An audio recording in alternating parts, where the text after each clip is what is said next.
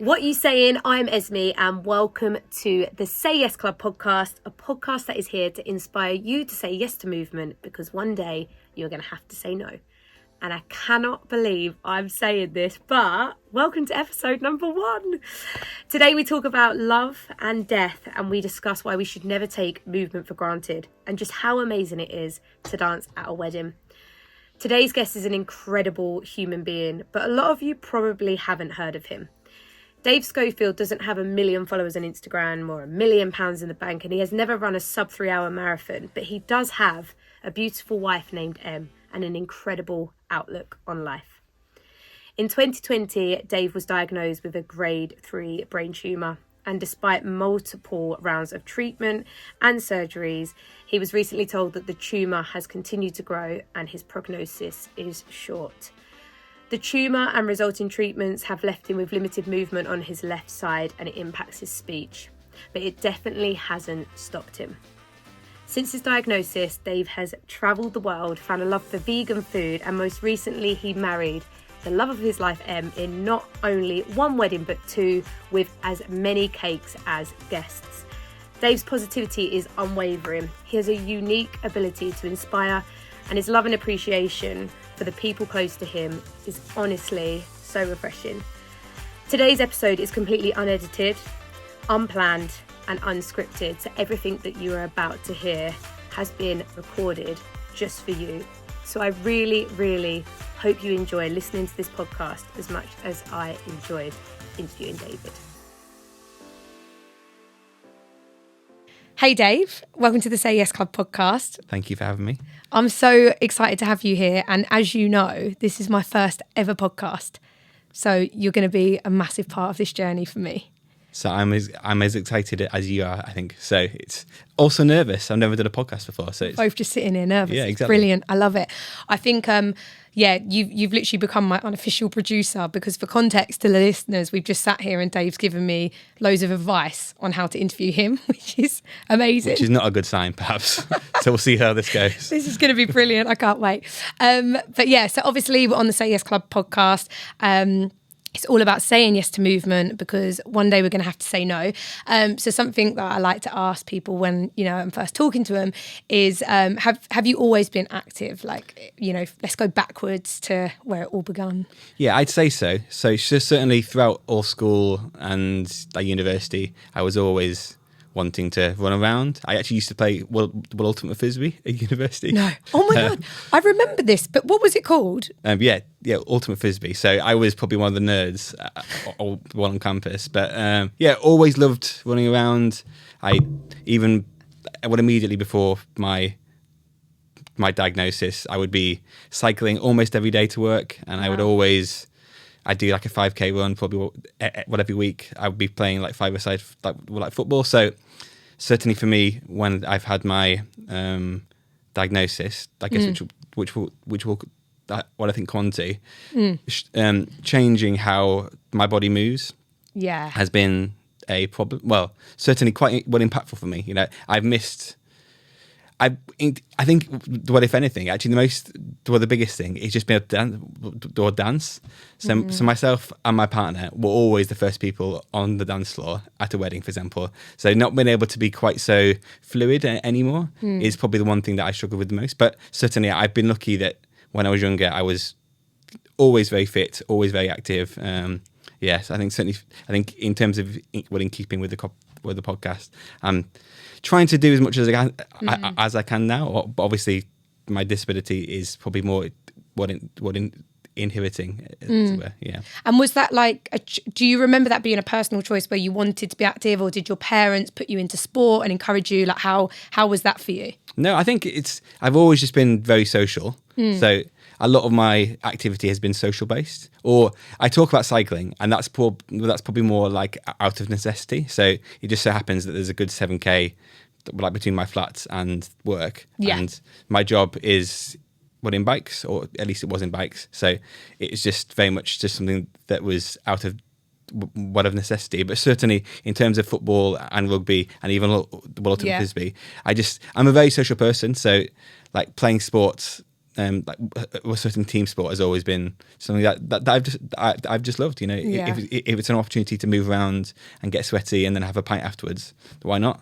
That It's is the bliss best to me. thing, isn't it? Yeah, but that is bliss to me. Because I always say to people, like, a pint's great, but exercising before a pint's even better. Yeah, earning the pint. It's Exactly. just, there's nothing like it. Like, if you go from work and move just into a pub and sit and drink, you just feel a bit like stale. But if you go from work, exercise and sit having a drink, it just feels great. Like, do you know what? When you said about being the first on the dance floor, I love that, because isn't it crazy how many people wouldn't dance? Like, you know, let's say you're at a wedding or an event or even a night out, and why are we so embarrassed to dance? Exactly. And you saying that, where you're like, you know, one thing that I'm realizing I can't do as fluidly is dance. Yeah. And it's like, how many people listening to this are probably like, well, I've never danced at a wedding, or I've never danced on a night out because I've been embarrassed. And you must be like, what are you talking about? Yeah. Dancing is It's those little medicine, things, isn't or it? like skipping. I can't skip anymore. I haven't skipped in Yeah. 2 years. So it's that little. How often were you skipping before? Well, it's just nice to have the opportunity. And I certainly on the dance floor, like, my partner's amazing. She's a great dancer.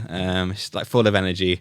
I find these days when we dance, I'm just like a pole and she'll just dance around me. Oh. So we are still dancing. Yeah. I'm just a lot more like rigid. Yeah. But it's, as you said, it's just, I think like moving is an amazing opportunity. And actually, you now realise when you start to lose that, just how how important it is. Yeah. And was there a moment where you, like, you obviously said to me earlier, because it's happened so gradually, but was there a moment where you go, oh, I can't do, you know how you said I can't skip anymore? Yeah. Like, do you remember any moment where you realised you couldn't do something like a skip or whatever, and you went, oh, wow, I can't do that? Yeah, so I was diagnosed originally back in May 2020. So like basically what a couple of months went into lockdown.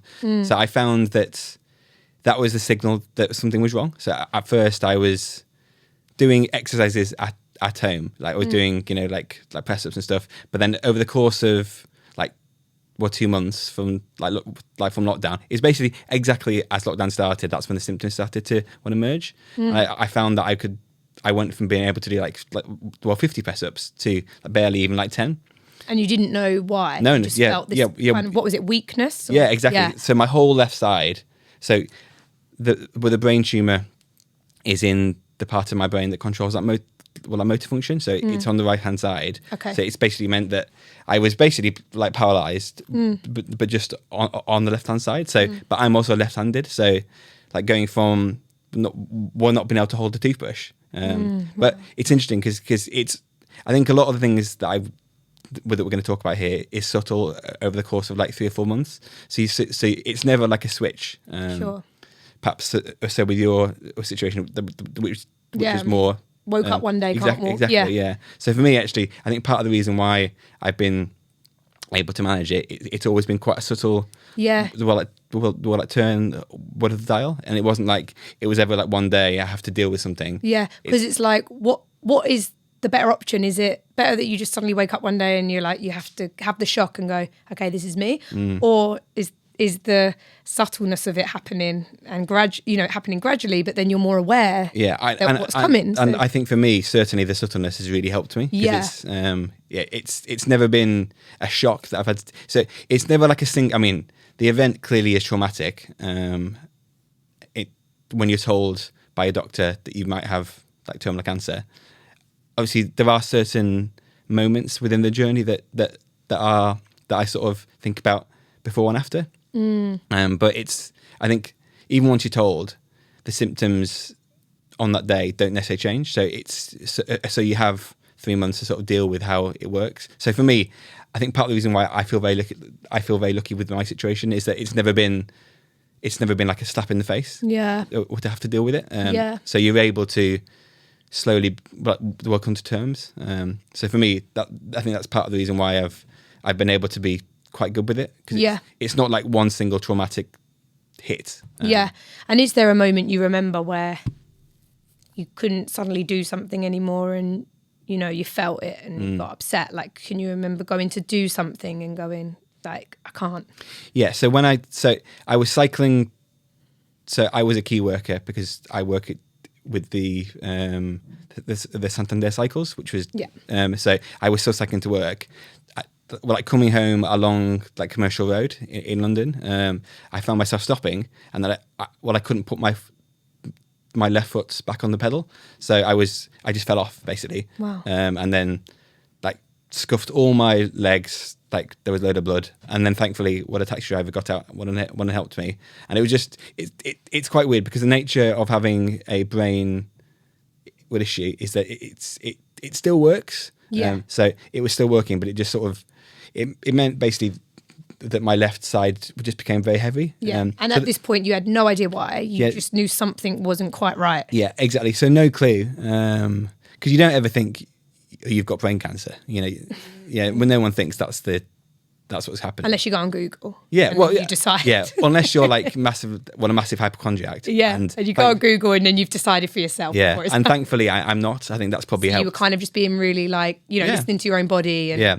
Yeah. And I assumed originally it was just me not having maybe being exercising as much because I was only going into the office once a week. So instead of cycling every day, I assumed I'd had some sort of like muscular pull. But then obviously you then start to see more symptoms. I was starting to fall over more.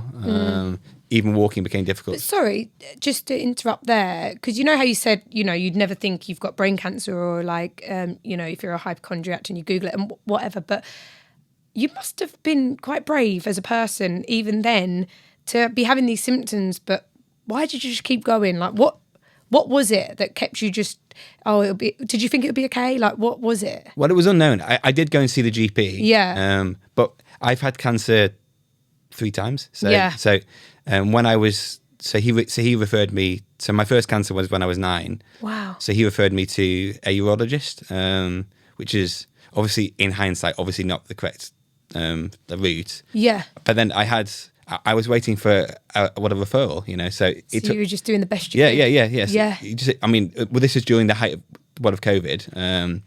But then I speak about my situation with everybody. I just talk to everybody about everything. And it just happens that one of my best friends' sister-in-law was a doctor, is a doctor, and had just come out of her rotation at the Royal London.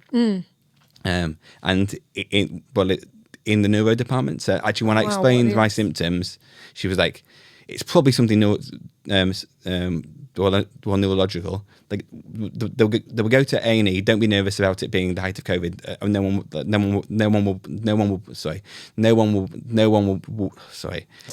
one will be there." And actually, that was the first time I felt really lucky. Because actually, I went into A&E with on my own in the morning, and no one was there. Yeah. When normally there's a 5-hour wait. Yeah. I had 7 nurses. Wow. I had 5 doctors attending to me, and there was literally no one else in the whole A&E department. So it was that day. I had a scan. They then tell you. I mean, I think that was the first moment because I had the scan. They said that they found a lump. And obviously at that time they aren't neuro doctors. They just can only give information rather than So you're immediately referred, and I'm put in a bed. And what was what was going through your head? So I remember just like absolutely, because it instantly made sense. Even though I'm not matching everything up. Exactly. The fact that it's like neurological, it instantly made sense with me. And I had a cry, a long cry, and then thankfully, even though visitors weren't allowed, they allowed my partner to come and visit me. But the thing is, I was originally told that the cancer was most likely benign on the first day by the junior doctor. So even though I remember that first night in hospital was an amazing night, I just felt so grateful for life. The fact that I have this lump, but it's not risky, and the fact that it is most likely benign. I just felt I remember going to bed and just feeling so grateful for life, actually, thinking I've got a great family, and I've got great people around me. But I was then told on the Monday after I had the MRI, but it was most likely what's known as a glioblastoma, which is a grade 4 tumour that typically has a life expectancy of 12 to 18 months. So that was that was a massive shock. I've never really had much anger within my situation, but I felt so frustrated to have been told good news for it to then to be like pulled away. And to go from those feelings you were saying of feeling grateful for life and, and your family, and that's a real quick term for you, isn't it? So that was scary. So that was really scary, having to deal with it. But from that point onwards, it has been really. I mean, I think you have to reach rock bottom, to be able to move forward. And actually, so I feel the surgery went brilliantly. Well, pretty well. I went from not being able to walk at all, like barely, and I was out of hospital within 3 days. Wow. So yeah, the recovery was amazing. I think I'm lucky that I was young, fit, so I'd been doing everything unknowingly to give me the best chance of being able to recover. So and actually from that point onwards, I was then told 2 weeks later, after they did the biopsy on the cancer, while I do have a serious tumour, so rather than it being a grade 4 tumour, I've got grade 3, which is known as an anaplastic ependymoma, which is still uncurable. So there's ultimately no route to me living long term without. But that is something that is never, so rarely happens because it's such a rare tumour. I remember my nurse specialist saying, we do not will get to give this sort of news. So it had gone from a grade, what they thought was a grade 4 to a grade 3. And even that was wow. Yeah, I mean, that was incredible news. I felt so lucky. It was just incredible. I remember just being so overjoyed. I mean, so for context, with a typical prognosis for my tumour is 5 years. The only thing is, because it's so rare, there's not a lot of evidence at all in terms of there were testing or trials. There's not really much that's focused on my area, which makes sense because it's rare. But you want to focus on things that will affect the most people. But I remember thinking, I was just in such a good headspace. That first week after I got home was just incredible. I felt so supported. I'd put some message out on Instagram, and I just had an absolute flood of messages from people. I spent the whole time in hospital on the phone or having Zoom calls, which is actually what is good. I mean, the first 3 months of the lockdown was basically training for my situation. So it wasn't in any way unusual. Did you actually feel you had more support because where other people were in lockdown, they had more time on their hands as well to be there for you and talk to you? Completely. So in a weird way, lockdown was quite, helpful in that sense, wasn't it? Yeah. And that's just another example of how everything seemed to be aligned. So outside of the worst thing in the world happening, I say this a lot, obviously I don't want to have brain cancer. I think there's very few times where things have gone badly. It's if there's something that could have happened that was good or bad in general, I feel like things have gone well. Yeah. And I don't know whether that's just me just focusing on the good side, I think I do think it has a lot to do with that. I mean, even chatting to you before this and sending messages to each other, and I hate using this word because it's not good enough for you, but you're just so positive. And I don't want to use the word positive because you're better than positive. You're different. You're just different. I've never met someone who can talk the way you talk, and where does that come from? Would you say you've always had that, or has it been a turning point? Do you remember a point where you said, "I'm going to be more this now"? No, I don't. And it's interesting because it's never been a conscious choice over the last 3 years to be positive. So I don't think it was instilled in me. I don't know. It's just I don't think there's ever been a point where I certainly have been anxious when I was younger. So when I was a teenager, I definitely had anxieties about things. I was nervous. I feel like over the course of university and maybe my early 20s, I did become a lot more confident with work. I think with work that helps me. I think I've always been quite sort of the arrogant and cocky to some extent. So but I've always been like a glass half full sort of person. Yeah. Even at work, perhaps to my detriment, I'm always assuming things are going to go well, and that's not always the case. Yeah. But we think we're the lucky ones, but actually, are we? Yeah, exactly. But then it goes wrong. I don't. Yeah, and that's the thing. There's never been a time where I don't know. I think I've always just felt very. I've never like chosen to be positive.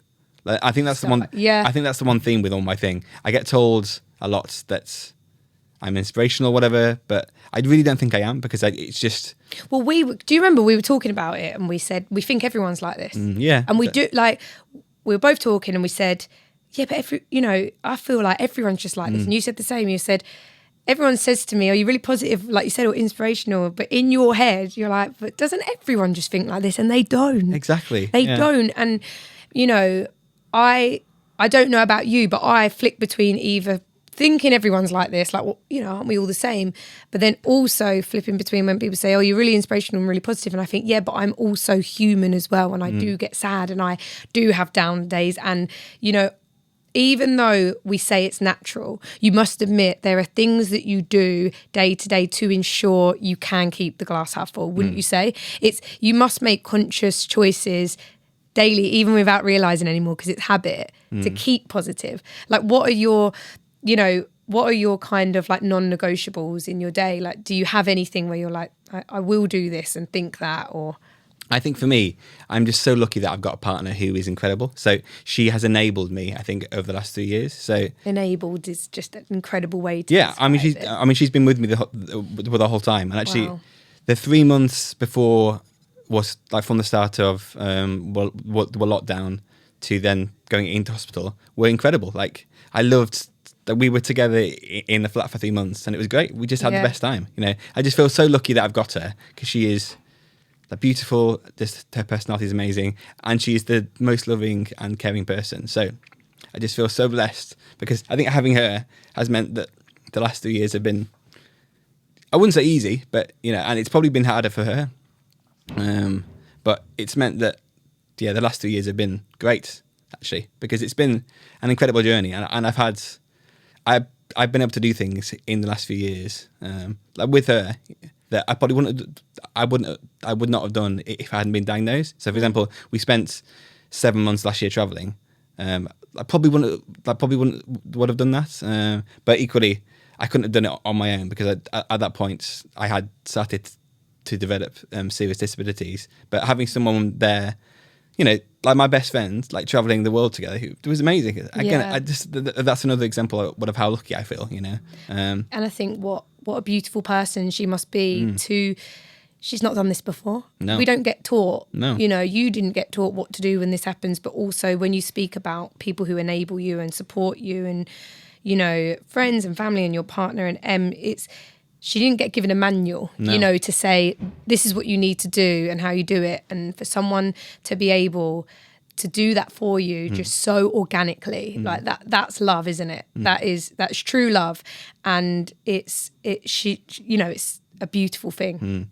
I say it a lot, because I feel like our relationship has like been forged like in the fires of like Mountain Doom from Lord of the Rings, because we've gone through so much stuff naturally. Yeah, like we've gone through so much like stuff in the last few years. Obviously, not to diminish other people, but what we've been through, or what we go through every day. Certainly for me, I have never ever loved more than I have done probably now, just because every day is potentially harder, especially as I'm now sort of declining. I just feel so lucky to have her. So I think having her as I said, what enabled me. So I just feel just so blessed. It's incredible. And what from this happening, what opportunities or again positives have come out? Like you kind of spoke about a bit there, but if you could like pinpoint a couple of things from what's happened, what opportunities have come out for you and Em that you, like you said, would probably never have done? Like you said about going traveling, is there anything that you can think of where you're like, actually because of this we got this or done this or have this? I think there's a couple of things. I think like traveling stands out, but just because it was an incredible experience, not necessarily because for actually what we were doing, but also I think that my second point is that it now enables me to be so much more open. I've always been a talker, but what I've loved the last 2 years is that I've now able to talk to people about something really like vulnerable. And actually, the more I'm vulnerable, I think it encourages others to do the same. Yeah. And actually, traveling when we were, so we did 3 months in Central America. And the nature of what of traveling when you're in hostels, a lot of the people are doing similarly long trips, and they don't necessarily have like good conversations. I think with people, and actually the fact that I was able to be so open, like with my situation, encourages the others to do the same. And actually, I feel so lucky now that I can talk about mental health and like talk about their insecurities. And actually, it's all just it's all therapy, the more. Yeah. And actually, I've loved, like everyone I talk to.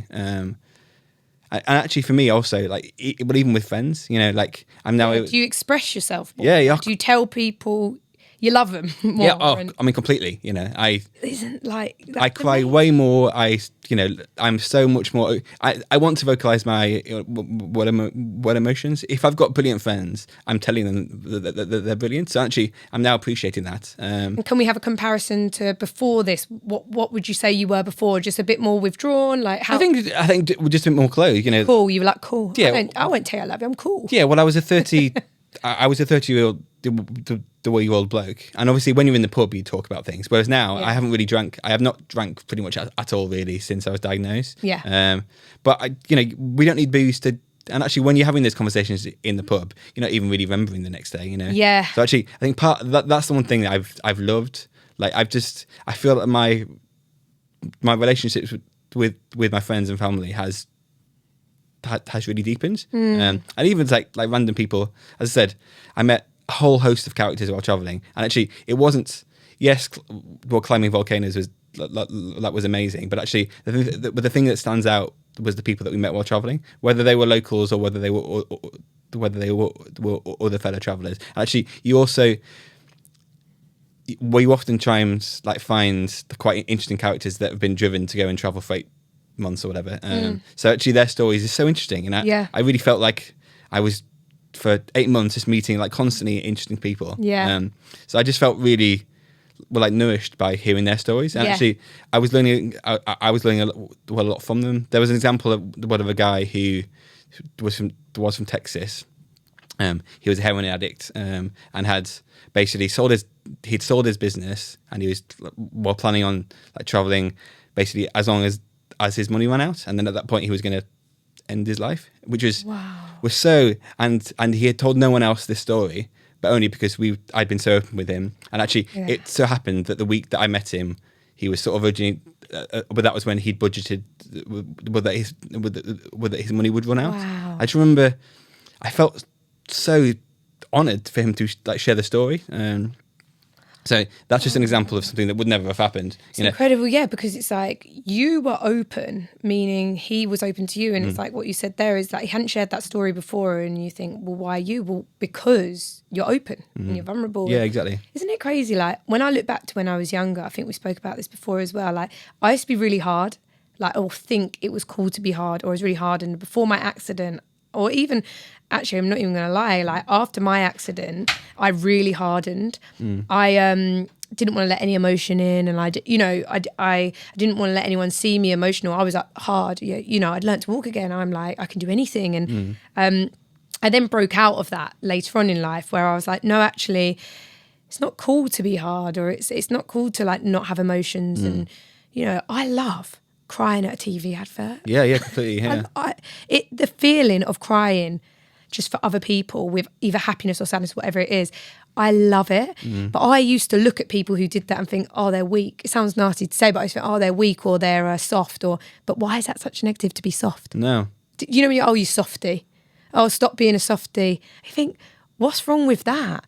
And it's amazing, isn't it? Because you're actually saying from being soft or a softie, or, from being emotional, you actually get more out of life. You get to meet more people and do more things, all because of that. And I think as well, as a male, it's a lot harder to be open about your emotions, wouldn't you say? Like before this happened to you, would you find it quite hard, the stigma of being a man and not being able to be emotional? I'd say I was probably more hesitant about sharing things, whereas now I share everything. I think, again, I just feel very like blessed in that respect, because I say this a lot. Well, everyone's got their own cross to bear. Arguably, my cross is heavier. Yeah. But you realise, because I will actively ask my friends how they're doing a lot more, because it's because they have things going on in their life. Even though it's maybe not as big, but I learnt. I think that was part of the reason why that first like 2-week period after I was diagnosed, when I was having all those phone calls, was so like they were like good for me, because I was learning stuff about my friends that I didn't realise. I've got friends who had parents that were very ill, and they were sad about it, and I hadn't spoken to them about that. Yeah. Did you find people were being more open with you? Yeah, completely. Yeah. So I think do you feel like people are telling you more stuff now as well? Almost like do you see like your friends and family around you feeling like they're on a timer as well, where they need to tell you things or do certain things? Have you noticed that it's changed the lives of anyone around you? Have you seen a change in anyone? It's certainly changed my partner, because Has it? I think I talk about this being very positively for me, but I appreciate that her situation is very different, because certainly now where I'm at. So I think in general it's been very much positive for me,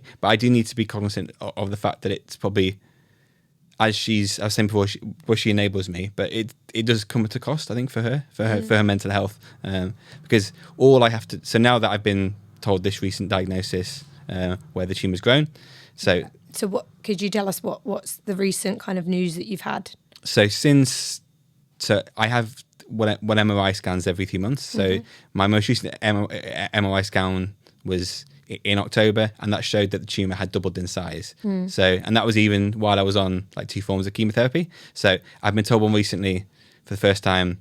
Obviously, I've known that it's been incurable since the beginning, just because of the nature of where the tumour is. I was offered surgery, but the issue is, in order to what they call debulk it, and try and like reduce the size of the tumour, there's big like quite a high chance of leaving me like fully paralysed. So whereas now I can still walk around, so I still have a certain quality of life. But I was basically told I can either have surgery or chemotherapy, and then the chemotherapy probably won't work, but it may have some positive. I mean, it's quite rare, again, in terms of my cancer like being effective. So I think more recently I've been told that I probably got about maybe 6 months to a year, perhaps. So it has reset things, because I was always very positive in that I was going to have that 5-year. So that would take me to 35. I'm 34 now, and surpass that. And I always thought, because I was young, I would smash that out the park. Whereas obviously now it has been a little bit of what I think reset for both me and my partner. We're probably like sort of we're not oblivious to it, but you're now very conscious about having to live life more. Do you remember what the first thing that went through your head was when you heard this news? Did you know when you say you felt the reset? Yeah. Like what does that reset mean for you and Em? Like, what did you discuss it, or like, and say, right, we need to do this, or what was that initial reset feeling for you? I think it was just, I mean, we went in a room and cried for a good 5 minutes. Like really, because as I said, it was a real slap in the face, because even though I'd noticed myself like physically worsening, you don't ever. Again, I'm very, very positive, so I never really assume the worst, and perhaps, and actually that is one way I'm actually grateful for the news, because if I am going to die, I'd rather be told, because and this was the first time that I was actually I've been given a prognosis, so it's always been quite open ended, so you never really know how, and even now, I was told worst case 6 months, but it could be 2 years. I could still be here in 15 years. Yeah, we'll do the next episode. Yeah, exactly. Yeah. So but you never really know, and I appreciate what the doctors can't tell you. But it is frustrating, because especially when you want to make the most of life. It's so actually on some level I'm grateful that I've now been told. Yeah. Because I can refocus. I can plan. Yeah. But if I do only have 6 months, well, that's or even, so what's that? That's like 180 days. So for every day I live, that's what 0.5% what of my life gone. So I'm quite analytical, so it's quite weird, but it does drive you. Yeah. It drives you to want to, do as much as you can. So And what do you want to do when you think, right, 6 months and you've just broke it down in that way, 180 days? Like, what were the first things that you were like, right, I'm doing this, this, and this? yeah, Like, I must have spent almost every day for 3 weeks seeing friends. Yeah. Firstly, because for me, I'm so sociable. I'm nourished by other people, and I just basically. When I was vegan, we immediately went and visited the 10 best vegan restaurants in London, and it was great. It was really fun.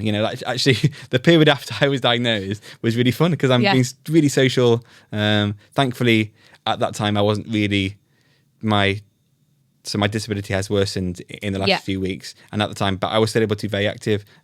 So it was a really, really fun time. And what was it like? Why friends and food? Like, why did you want to do that? I think because what does it mean to you? Well, so many of my hobbies were physical before. So whereas before, I've found that I've sort of focused more on food and eating well, especially in London. I do feel very lucky that I'm here. Whereas if I had been diagnosed and living up in Yorkshire, where I'm from, there's no vegan restaurants. Actually, it's an opportunity to go and visit and eat great food. Whereas before, I would be more social in terms of playing golf with friends. Yeah. I can't do that anymore. So I'm now having to think about how can I be social in ways that... and I'm still nourishing myself. Yeah, exactly. And really enjoying good food. So it's I've used it as an opportunity. So it's in some ways it has been... I've had more fun at times in the last few months than I have... what I did before. Yeah. So in the summer... I've done loads of summer. We went to Glastonbury, so we did loads of exciting things. But you sort of almost forget that you have cancer. Yeah. Because, and actually, I think that's the way. I don't want to constantly be like depressed and have that thought lingering. But equally, I think for me, it is quite nice to have a little bit of research, but just so you are moments where you forget and you just live in. As you. Yeah, exactly. And you want to take stock of where you are. Actually, on some level, it's quite nice. And also, really selfishly, it's nice when I have bad news because I put it out on Instagram. Yeah. I'll get messages from people.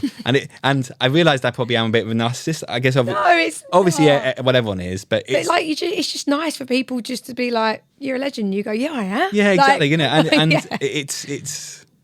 it's awful. And obviously, I'd rather not have the situation. But those times are nice. People do come together. Exactly. And, it does sound like quite a negative thing to say, but it's not. It's like when people, need help, it does show you that people do come together and they do want to help, don't they? I bet you've had so many people that have said, like, what can I do? How can I help? And it's incredible to see humans come together over something that they don't even know how it feels, but for some reason you just do. Like, we've got this weird thing as a human, like, well, that's one thing we can connect with. When someone is in pain or struggling, we say, how can I help you? How can I make it better? And I think, there's so many special people in the world who just want to do that. Yeah. You must have been surrounded by people that are like, how can I make it better? And again, that's another reason. I feel lucky because I am so blessed to have, the most amazing partner. M for me is the absolute crux of everything. But even beyond that, I'm lucky that I've probably developed like quite a large friend group. I'm not sure. I don't know why or how it's happened, but I just feel very lucky, and it's not luck though. You're not lucky. You are a good person, and when you're good, people around you are good. I think when you're living a very pure and honest life as a person, all the rubbish just finds its way out and all the good finds its way in. And, if you can look around you and say, I'm just surrounded by good people, that is a reflection of yourself, like 100%. You're just so modest. It's like you're the most humble person ever. You're just like, oh, I'm really lucky I've got him. I'm like, no. You deserve it. You do. I think it must feel so nice to feel like a good person. Well, I think I'm not religious, but I do believe in karma, and I think I probably have become a nicer person. Because I was going to ask you earlier, like before all of this, how was you like living, like in the sense of, do you look back and think, I took that for granted, or I should have done that, or I worried too much about this? Because I think that's like the biggest question is, because of what you're going through, it makes you think differently, right? As you said, you look at every day as a gift, and you think forward, and you experience, and you've gone and travelled. However, like before that, how was you living? Like that's different now, and you kind of, not regret, because I don't want to use the word regret, but how was you living where you just go, I weren't proud of that? I don't really have many regrets. Yeah. I think I was certainly, I mean, my life was probably more chaotic. I used to, I think, drink a lot. Yeah. And actually, I'm quite grateful for not drinking now, because I find when I do drink, even a pint, I'll sort of start to fall over. So my balance will be so bad. Same. But I find that I think that was the biggest thing, because I was like, I think myself and them were very like party people, but that's probably part of the reason why we have such a big friend group, because we were constantly out and doing things. But actually, I feel like now we're a lot more like stable, which is good. I mean, I think that's where we need to be. And was there like, you know, like how you've gone travelling and you were like, right, that's it, we're going travelling. What would have stopped you doing that before this? Like, why didn't you do it then? Well, I think it had been on Em's list for a long time. I'm a lot more probably like straight-laced, and I think that's another thing that I love. Like I've got a zest for life, but her zest for life is different to mine. So it brings out some more positivity. I mean, she had 5 gap years, for example, before you. 5 gap years? Yeah. Well, I mean, a few of them was working, but she's always wanted to go and do more, you know. So we all need an M. Exactly. We all need an Honestly, M. we do. I want to go on a gap year, and I want 5. I say that all the time. If everyone could have an M in their life, the whole world would be a lot better. We need M. We honestly do. And again, I just feel so lucky, because I was probably a lot more. I mean, I still am. I'm very like straight laced. So would it have been a sense of them going, let's go travelling, and you being like, no, we need to, save, or we need to, like, yeah, exactly. What were your no's? Yeah, and it's probably not no, but I was just nervous because I'd never like done long term travel actually. Whereas actually we ended up, again, that's part of the reason why I feel grateful for the situation. It's pushed me to go and do it. Like we hitchhiked the whole way down Nicaragua, which is something that I would never have done. Yeah. But like your situation was like pushed to do it. And how did it feel to do that? And it was amazing. And it literally was, I think those 3 months in Central America were the best 3 months of my life. Yeah. And I just feel so grateful. That's something that we would have done it, but I think as I said before, been able to engage with people and connect with people at every single step of the way meant it. I don't know. It just felt so special, and it just felt so. It wouldn't have been something that we would have done. No. And it just, as you know, like everything I try and do day to day, and like with this podcast and what I do, like with my communities, I'm constantly trying to get people to say yes to movement, because one day they're going to have to say no. And, for me, I always find the people that are saying no, it usually stems from either physically not feeling capable enough to do it. And it's like, okay, well, how can we help you with your fitness levels and your strength and things like that? Or confidence. So just not believing they can do it, not having the confidence to do it, or the fear of doing it and then not winning, and it's like you don't need to win at anything, or doing it and them not being the best. And I just think I try every day to try and help people understand, like say yes, because tomorrow you could wake up and it could be a no. And what would kind of your top tips be for people who are sitting listening to this now that they might have something that they want to do, travel the world, climb a mountain, do a marathon, go out running, go for a walk, try a new sport, and they're just like, no, tomorrow, or next week, or maybe next year. What would you say to those people? Yeah, I'd say, I mean, obviously my situation is rare, so I wouldn't want to look at me and think, oh, I'm going to get brain cancer and die before when I'm 40. But equally, that could happen, and you hear stories about people having that situation, and just try and enjoy life. And I feel so blessed that I've had this opportunity that has pushed me to go and do things that I probably would have done before. And it's definitely, I try and find it has been, I think it's overall been a positive experience. I'd rather not have the brain cancer, but I would, it's probably sad to say, but I'll probably have a friend that might pass away before they're 40 through some unknown reason. And I would hate for them to, on their deathbed, not or that have regrets for not doing things. So just try and live life to the full. I appreciate this. That doesn't always come naturally, and even for me, it probably didn't come naturally before. So I'm lucky that I've got something that has pushed me. But equally, if you can look at people like me and you that can sort of encourage people to try and do even one thing that you might want to do that pushes you, like go skydiving. What if that's been on your list? Because that's something that I can't do now. So it's those sort of things. Like while you have the chance, like before you settle down and have kids. So many of one of my friends have said to me, "Well, I wish we'd gone traveling before settling down." So again, I feel lucky that we had the opportunity. But yeah, just because I don't really have the regrets. If I'd had lung cancer and it had been caused by smoking, I think I probably would be in a very different place. But I feel lucky that there is no known cause for my situation. So there is nothing that I did that's caused it. But all I can do is try and enjoy life. Yeah. But there's no reason why someone else could not have the same mindset without having the diagnosis. Yeah. I'm just on some level, I've just got this trigger whether it's pushed me. But ultimately, it's rare. But there's no reason why a healthy person couldn't do the same. Yeah. And try and focus yourself. And how does it feel not being able to do the things that you would wish you could still do, but knowing there's people out there who could do it and they're not? How does that feel? Because I think for me, it's the little things that have been the most frustrating. So like the big things in life, I haven't really been inhibited. As I said, but I've been able to travel. It's the small things that I miss. Like I can't dress myself in the morning anymore. So it's those little things that you start to, I think basically sometimes I feel like an old man. I feel like an 80-year-old person, and thankfully I've got someone. It's those sort of things, once they start to slip away, you then start to lose your independence. And I wouldn't say that I hopefully manage it quite well, but it's those sort of things that are smaller that I miss most. Yeah. So I think again, I feel lucky that I've been able to do most of the big things. But how does it feel to miss them? Because what's the feeling?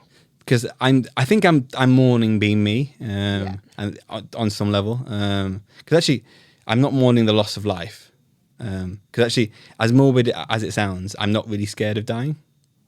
So it's the little things day to day that you miss the most, because it's you then sort of start to feel like you're not the same person. So that's the bit where it is perhaps more difficult. So you're more scared of losing you than dying, is what you're saying? Yeah, genuinely, I think really quite thought provoking, isn't it? Like that just made my stomach just butterfly a bit. The thought of losing yourself is sad, isn't it? That's what hurts you. It's not dying. You've not done that. No, exactly. And even when I do die, like that's I guess that's it. I don't want to focus on death. I want to be able to live because there's, as I said before, there's nothing that I have done to cause this situation. So in my head, there is no other choice than just trying to live life as best I can. Yeah. Like that is life. Like things happen, unfortunately, and well, if I get too sad, I'm just wasting my time, I said before, I've only got, if I did have 6 months, that's 180 days. I don't want to waste those days being sad. Yeah.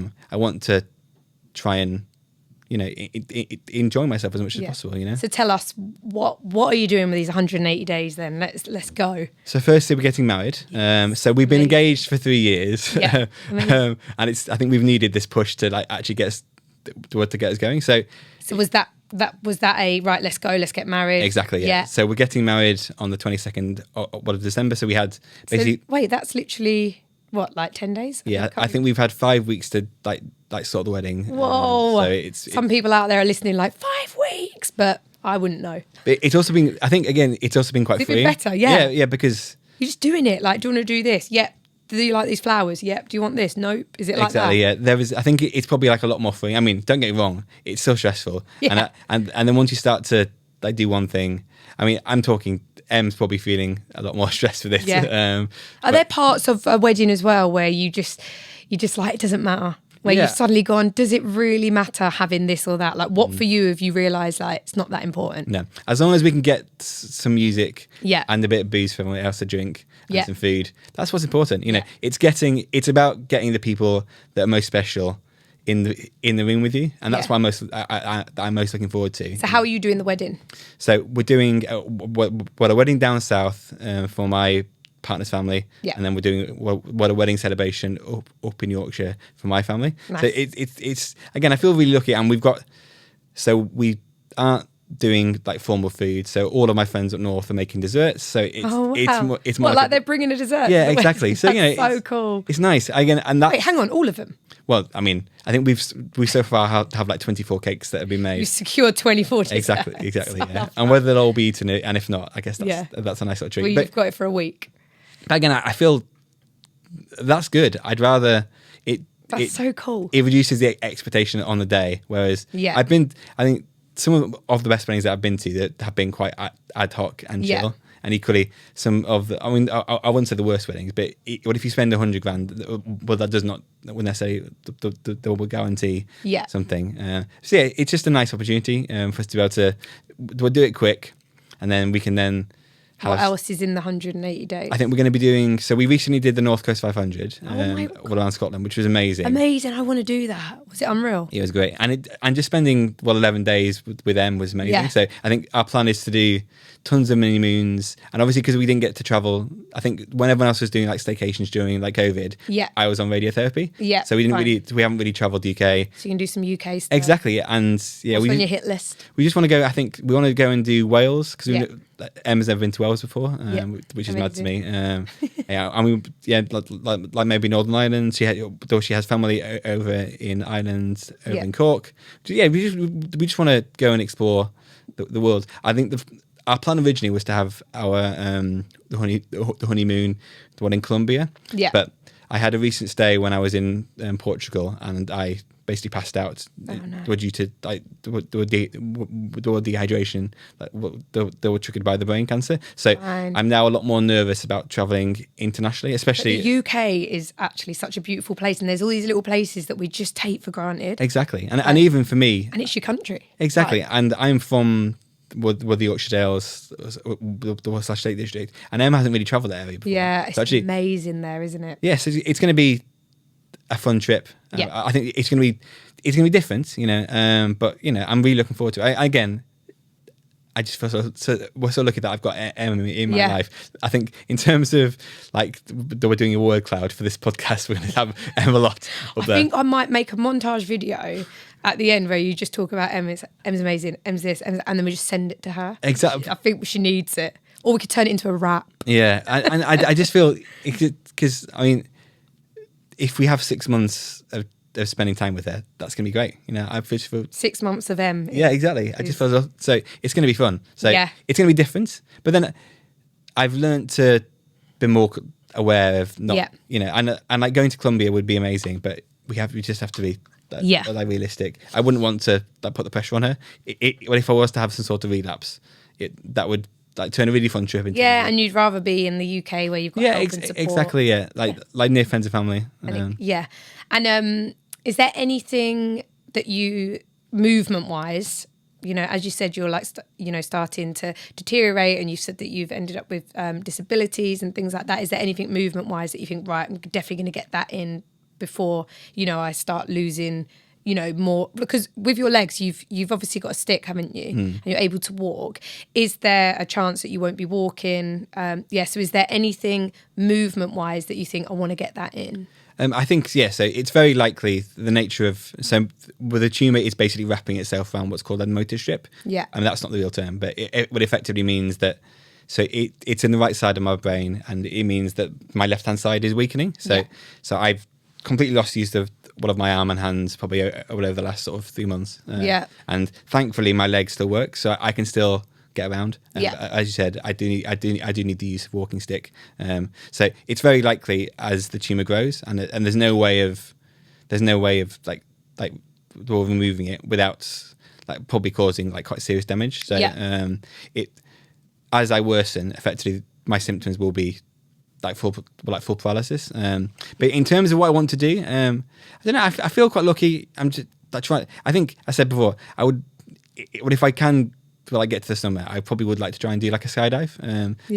Just to try and do. I recently went paragliding for the first time, which was amazing. What was it like? It was amazing. Is it scary? Well, yeah, very scary. Because I always want to do it and then I see it and it's one of those things that looks amazing, but I think, wow, actually doing it must be so scary. But I think it's. And I probably wouldn't. I mean, I'm really scared of heights. Yeah. So I let's probably go paraglide and do a skydive. Yes, I wouldn't have. Again, that's another example. I would not have done it, but I wanted to like push myself, and it was scary. Yeah. Do you know what's been really refreshing about this chat with you? You probably haven't even realised. We have people out there every day just doing the most extreme things. And I think, I don't know about you, but I've noticed like more and more as time goes on, like a marathon's not enough anymore. A half marathon's not enough. People are, I'm doing 80 marathons over 80 days, or I'm going to run around the whole of the UK or swim around. You've got all these, incredible people, and they're on a different level where they go and do these massive challenges. And I almost like imagined that, you'd be asking someone a question, what do you want to do? Like knowing you've got 180 days and, reel off this list of, you think you'd be reeling off a list of the most extravagant things in the world. But the most refreshing thing has been about this conversation is you just want to have a dance, go travelling, do a skydive, be with them, see some family, go and eat vegan food. And actually what's amazing about that is the listeners can do those things. Most likely most of the listeners out there can do just them. And actually it's so refreshing to hear someone just talk about it. Doesn't have to be great. I try and say that to people all the time. It doesn't have to be a marathon. It could just be a 5K. It doesn't have to be a run. It could just be a walk. It's just something that makes you feel good. And I think that's something that you've definitely taught me listening to this is it doesn't have to be huge. It just has to be meaningful. Do you feel like that's what the route you're going down more? I think so, because obviously I talk the talk about how life's amazing, and it's not amazing every day.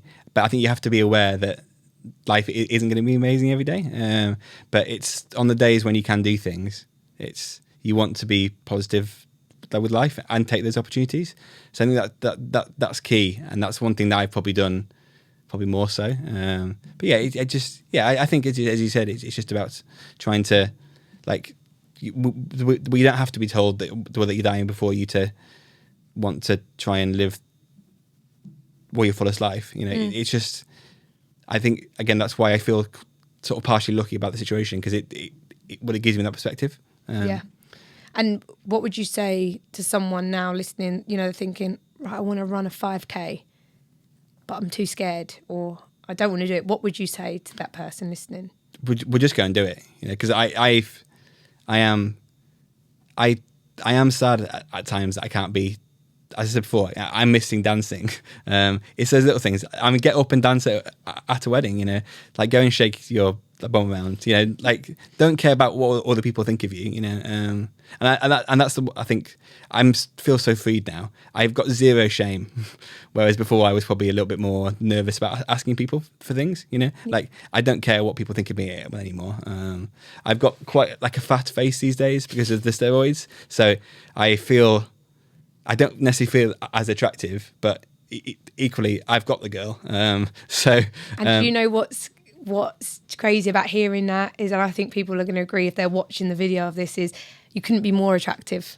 You honestly couldn't. And it's so interesting when you say, I feel a bit fat and on the physical side, but actually the most attractive thing about you is you and how you speak and how you live. And I think that's so special. Well, that's nice. Yeah. Because I think, but you realise just what's important. Like, the fact that I'm looking not quite my best or whatever. So what? Yeah, who cares? Got a taste for life. You're cares? Dancing. Exactly. Would you rather look pretty at a wedding sitting on a seat, or not look pretty but be dancing and having a good time? That's how I look at it. So much. Honestly, David, I'm going to be dancing so much more than ever after just one of the things I always do when I warm up people for a run is I make them dance and make them feel so silly. Yeah, like yeah. I literally say, everybody copy me, and I'm doing the most outrageous moves, like I'm like twerking and like everything, swinging my hair around, and I just say copy me, and you've got these people looking so awkward, but after about 2 minutes they just relax. Yeah. The reason I do it is because they're so nervous about the run.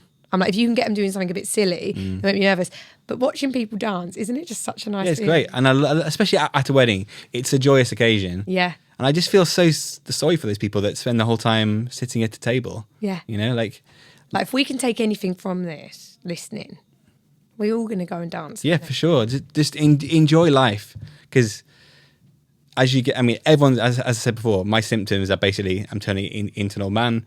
But like, while you've got youth, and even while you've got age, you know, like my granddad is 95 and he's still driving and he's still walking his dog every day. You know, making the most of Will life. he be having a bit of a dance at the wedding? I hope so, you know, but it's making the most of time that you have. Some people have more and some people have less, but also, like, we'll never know. I never assumed that I would have my diagnosis at 30.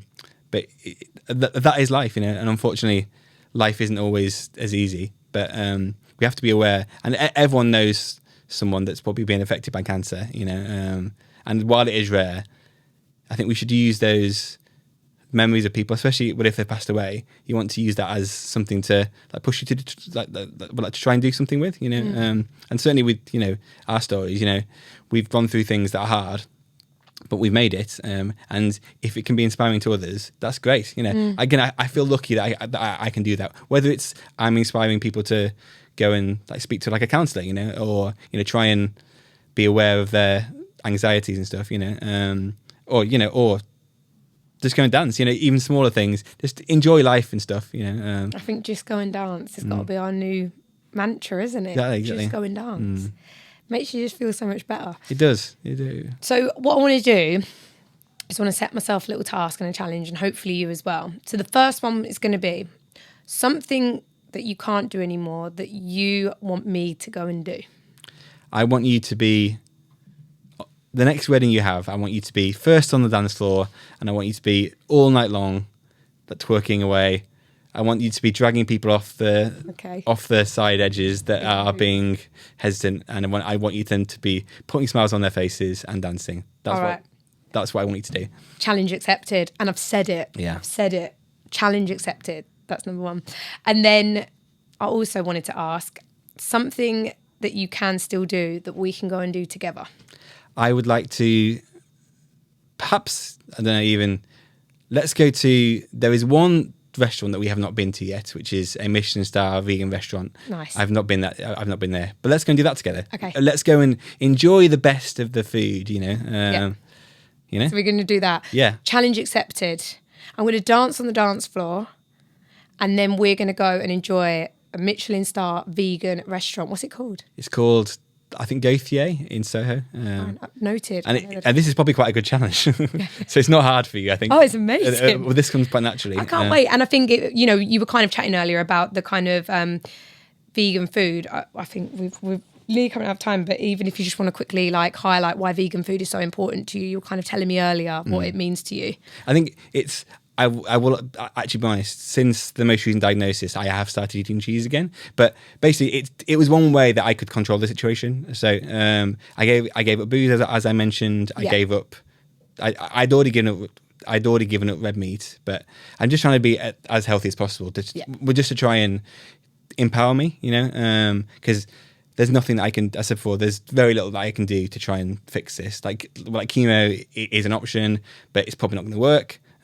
But you still want to try and try and control the situation. So whether it's eating healthily, you know, everyone should try and eat as much like fruit and veg each day. But obviously, with someone with, I don't want to be feeding the cancer. So, but also I've realised vegan food's amazing. Yeah, you know, it really is. I love it. Yeah, it's so refreshing. Yeah, exactly. And it feels good, doesn't it? Yeah, it really does. It genuinely feels good. In some ways, I've never. I mean. Sorry, like maybe not so much within the last sort of 3 weeks since I've had this more like terminal diagnosis. But up until this summer, I probably in some ways had never felt healthier. Yeah, like my skin was amazing, My poos were great. Everyone likes good poo. Exactly, like it's like Yeah. I felt good, like I was Yeah. feeling amazing. And actually, all you can try and do is try and be as healthy as you can, Yeah. So actually, I think part, it's, you just want to try and live your best life, and make healthy choices. Yeah, exactly. It's true. Like what you're saying is life is so special. So like, why would we not be doing things that can prolong it or help? Not even prolong it. It doesn't have to be about prolonging it. Make it feel better every day. Yeah, exactly. If it means feeling healthier, great. Why would you not choose that option? But yeah. Dave, it's been honestly amazing. I could keep going. I feel like writing to the producer now, texting him and saying, can we have another hour? It's been, honestly, been thank so you for having me. And it's been really, No. I mean, I love talking. So Yeah, I love it. Yeah. I love it. I think there's so much I've taken from that. And my brain, while you were talking, I was like, remember that part, which I'm glad because I'm just listening back. But there's been some incredible things. And I think the biggest thing I've taken is it doesn't have to be extravagant. It's just enjoying this, it's not small. They're not small, but enjoying the things that just make you feel good and doing the things that make you feel good. And just go and have a dance. Yeah, exactly. Just enjoy life. Find your M, and everyone's M will be different. And M, so my M is the first on the dance floor. And if that's the thing you need to go and do it. Don't be shy or embarrassed about we're not doing things because of your situation. Assume you're going to be dying, and then like wash the shame away and just live life. Yeah. I love it. Yeah. So everybody, you need to go find your M. Exactly. Thanks so much, Dave. Thank you for having me. I really appreciate it. It's been good today.